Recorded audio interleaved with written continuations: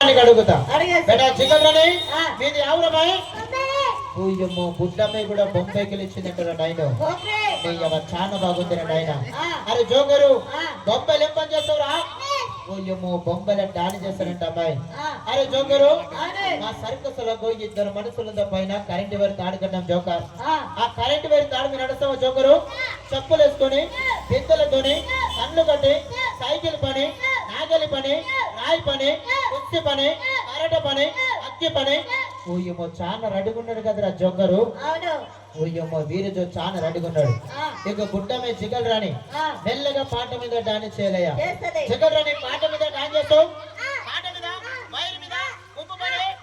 ఓయమ్మో జిగల్ రాని కూడా చాలా రెడీగుంది బేట